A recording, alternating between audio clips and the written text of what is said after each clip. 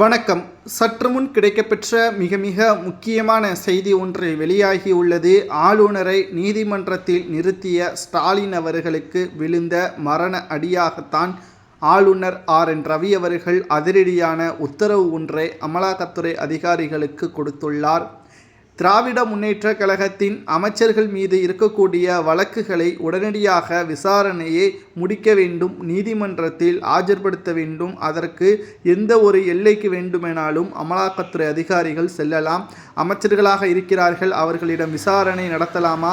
தயங்குதல் எந்த ஒரு நடவடிக்கைகளையும் மேற்கொள்வதற்கு தயங்குதல் கூடாது என்றும் ஆளுநர் அமலாக்கத்துறை அதிகாரிகளுக்கு கடிதம் ஒன்றை அனுப்பியுள்ளார். மத்திய அரசும் தற்பொழுது ஆளுநருக்கு ஆதரவாக இருப்பதால் ஆளுநரது உத்தரவுகளை அமலாக்கத்துறை அதிகாரிகள் கேட்கக்கூடிய இடத்தில் இருக்கக்கூடிய காரணத்தினால் அடுத்த 5 மாதங்களுக்குள்ளாக திமுகவின் அமைச்சர்கள் மீது இருக்கக்கூடிய வழக்கின் விசாரணை முடிவுக்கு வரும். இதனால் 7 அமைச்சர்கள் வரை சிறைக்கு செல்வார்கள் என்றும் கூறப்படுகிறது.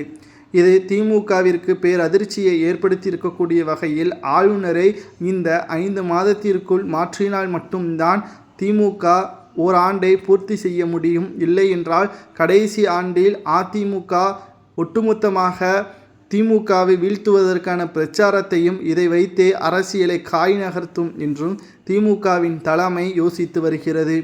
ஆளுநரது பதவிக்காலம் முடிந்த நிலையில் மத்திய அரசு ஏன் தமிழகத்தில் மட்டும் வஞ்சகம் செய்கிறது? ஆளுநரை மாற்றாமல் RN ரவி அவர்களையே நீட்டிக்க வைத்ததற்கு காரணம் என்ன? திமுகவிற்கும் ஆளுநர் RN ரவி அவர்களுக்கும் இடையே இருக்கக்கூடிய மோதல் இன்னமும் அதிகரித்து விட்டது. உச்சநீதிமன்றம் ஆளுநரை கேள்விகளால் தாக்கிய பொழுது தமிழக அரசு ஒட்டுமொத்த பெருமையும் காட்டும் விதமாக தெரிவித்திருந்தது. ஆனால் தற்பொழுது ஆளுநருக்குள்ள அதிகாரத்தை உச்சநீதிமன்றம் பயன்படுத்தலாம் என்று தெரிவித்திருக்கக்கூடிய நிலையில் அரசியலமைப்பு சட்டத்தின்படி 200 மற்றும் 201 கீழ் அரசியல் மற்றும் ஊழல் தடுப்பு விவகாரங்கள் அனைத்திலும் ஆளுநர் தலையிடலாம். இதனால் அமைச்சர்கள் பதவி நீக்கத்திற்கும் ஆளுநர் உத்தரவுகளை பிறப்பிக்கலாம் என்பதற்கேற்ப அமலாக்கத்துறை அதிகாரிகளிடம் தற்பொழுது தெரியப்படுத்தியிருக்கிறார்கள். ஒட்டுமொத்தமாக திராவிட முன்னேற்ற கழகத்திற்கு கரும்புள்ளியாக இது அமையும் என்றும் எதிர்பார்க்கப்படுகிறது.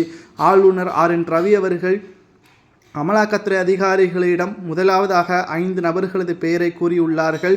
செந்தில் பாலாஜி, KA நேரு, பொன்முடி மற்றும் துரைமுருகன், தங்கம் தென்னரசு. குறிப்பாக சொல்ல வேண்டும் என்றால் போக்குவரத்து துறை அமைச்சர் சிவசங்கர் பெயரையும் கூறியிருக்கிறார்கள்.